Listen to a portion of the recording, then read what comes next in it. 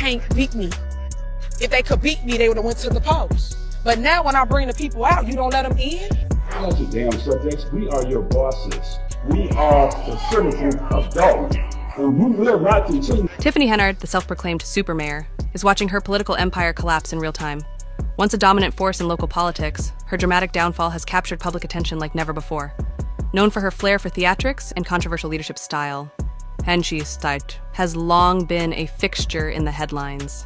However, after a string of high-profile failures and growing public discontent, her once tight grip on power is slipping away.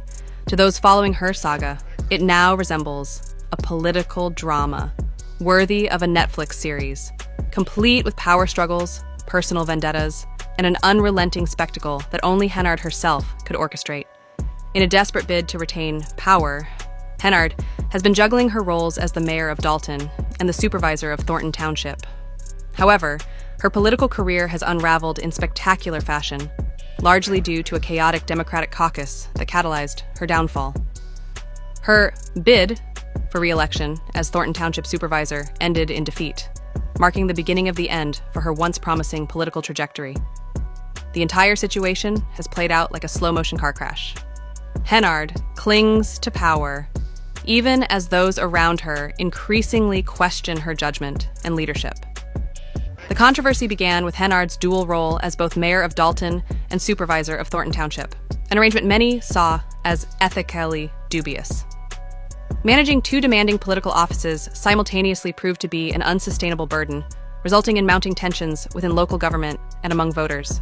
The breaking point came when the Democratic caucus descended into chaos, leaving Henyard vulnerable. Her opponents seized the moment, exploiting her weakening position and pushing her further into a corner. With the tide turning against her, Henyard's once unshakable confidence now appears to be crumbling. What was once a shining political career, built on bold promises and headline-grabbing moves, has now become a cautionary tale of overreach and political miscalculation. Her increasingly desperate attempts to stay relevant, coupled with public feuds, new scandals, and failed comebacks, have only hastened her decline. As the public watches her empire crumble, it's becoming clear that her chances of making a political comeback are growing slimmer by the day. Once heralded as a formidable political force, the supermayor now risks fading into obscurity, undone by her own missteps and the unraveling of her influence. The latest chapter in Henyard's political downfall took a particularly dramatic turn when she discovered her name had been left off the ballot. Enraged, she stormed out in a fit of fury, making her displeasure known to anyone who would listen. The scene was chaotic, with an increasingly frustrated crowd shouting at her to kiss them goodbye and demanding that she leave. Henyard's dramatic exit was far from the poised demeanor expected of a seasoned politician.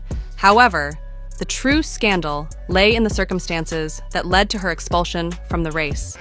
At the heart of the issue was a set of caucus rules that had gone unenforced for over 30 years. These rules required a full slate of 8 candidates, including positions such as supervisor, 4 trustees, a highway director, a clerk, and an assessor.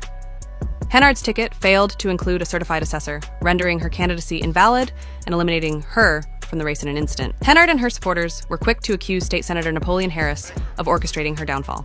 Harris, who also serves as the Democratic committeeman for Thornton Township, ensured that caucus rules were enforced to the letter, securing his own victory as the Democratic nominee for supervisor while effectively disqualifying Henyard's slate. To Henyard's camp, this was not just rule enforcement. It was a calculated move to eliminate her from the race and cement Harris's political ambitions. They saw it as a power grab, a betrayal orchestrated to sideline Henyard and shift control of Thornton Township politics. As tensions between the Henyard supporters and Harris's camp escalated, it became clear that this was more than a procedural dispute. It was a high-stakes battle of egos, influence, and political survival. Hey, if you don't get the Democratic Party's nomination. What do you mean? I will be victorious tonight. You will see. My people are here. Drama queen Tiffany Henyard was not about to let her political downfall go quietly.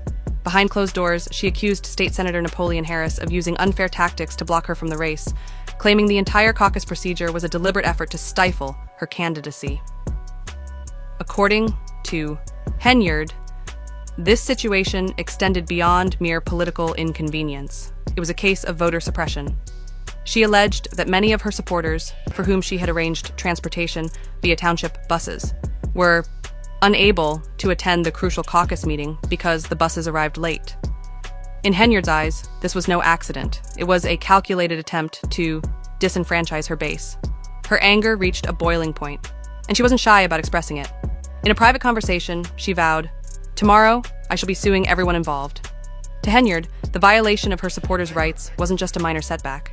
It was a major injustice she promised to fight tooth and nail.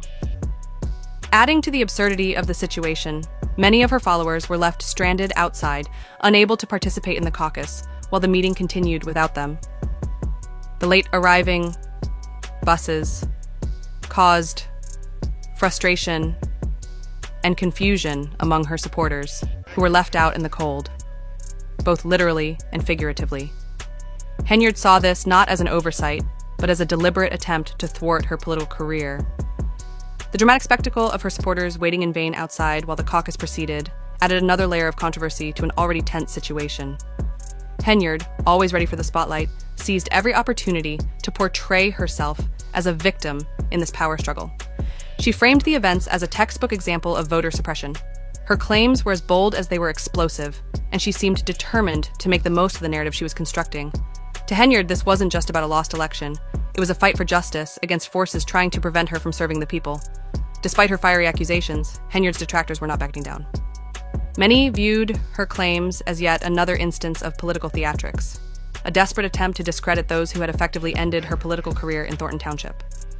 Whether her legal threats would gain any traction remained uncertain, but her actions ensured that the drama surrounding her downfall would not die down anytime soon. As Henyard readied her lawsuit and took to the media to voice her grievances, even some of her supporters began to question the sincerity of her actions. Had they truly been subjected to a coordinated effort to silence them? Or was this just another chapter in Henyard's long history of political theatrics?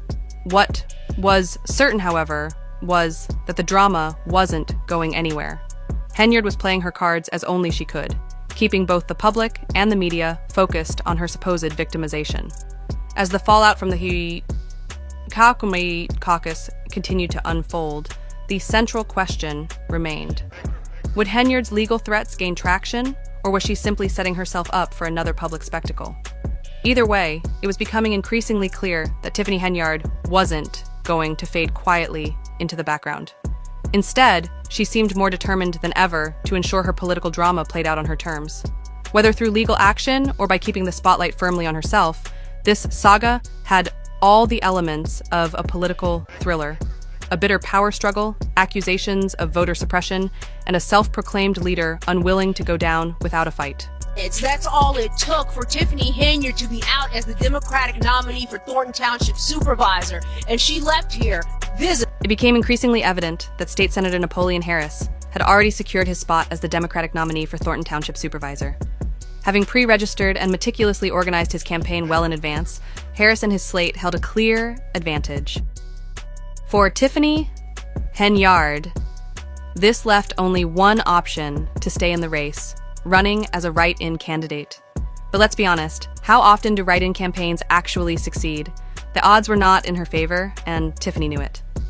Still, she refused to accept defeat. Confidently, she declared, "I will be victorious tonight. You will see. My people are here, and they're not going anywhere." While her words carried an air of triumph, the reality was far less promising.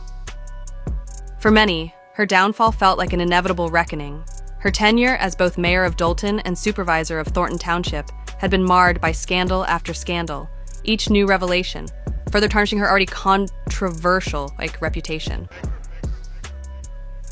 Critics had long accused her of mismanaging public funds, spending taxpayer money on lavish vacations, expensive meals, and personal indulgences. It became increasingly evident that State Senator Napoleon Harris had already secured his spot as the Democratic nominee for Thornton Township Supervisor. Having pre-registered and meticulously organized his campaign well in advance, Harris and his slate held a clear advantage. For Tiffany Henyard, this left only one option to stay in the race: running as a write-in candidate. But let's be honest, how often do write-in campaigns actually succeed? The odds were not in her favor, and Tiffany knew it. Still, she refused to accept defeat. Confidently, she declared, "I will be victorious tonight. You will see. My people are here, and they're not going anywhere." While her words carried an air of triumph, the reality was far less promising. For many, her downfall felt like an inevitable reckoning. Her tenure as both mayor of Dolton and supervisor of Thornton Township had been marred by scandal after scandal, each new revelation further tarnishing her already controversial reputation. Critics had long accused her of mismanaging public funds, spending taxpayer money on lavish vacations, expensive meals, and personal indulgences. One particularly shocking report claimed she had spent over $443,000 in a single day on Amazon. Yes, you read that correctly. To make matters worse, her cancer foundation had been shut down for failing to disclose how it used its donations, adding another layer of controversy to her already damaged public image. And if that weren't enough, the FBI had reportedly been investigating her administration for months, combing through everything from financial mismanagement to potential abuse of power. With all this mounting against her, many were left wondering how Tiffany had managed to avoid serious legal consequences for so long. However, the final straw came when the buses she had arranged for her supporters arrived late. Rather than taking responsibility, Tiffany acted as though she had won the lottery. She showed little accountability for the chaos that unfolded. While her fans admired her audacity, many others saw her as conceited and divisive. Her public outbursts, like the infamous village board meeting where she boldly declared, "Like it or not, I am your mayor," only reinforced her image as a leader who thrived on conflict. Some locals even began comparing her over-the-top behavior to reality TV villains. Entertaining to some, but ultimately destructive. This combative demeanor likely contributed to the loss of political allies, making her defeat at the caucus even more predictable. As the day of reckoning arrived, Tiffany's supporters appeared increasingly divided. While some remained loyal, others began to question her leadership. Her refusal to back down and her dramatic approach to politics had become a double-edged sword. The caucus, initially a simple political contest, had morphed into a referendum on her controversial career. Despite her bold declarations, Tiffany's inability to secure the Democratic nomination spoke volumes about her dwindling support. The FBI investigation, the Cancer Foundation scandal, and her extravagant spending had all taken a toll on her credibility. Her political empire, built on controversy and conflict, was crumbling. A write-in campaign seemed unlikely to change the outcome.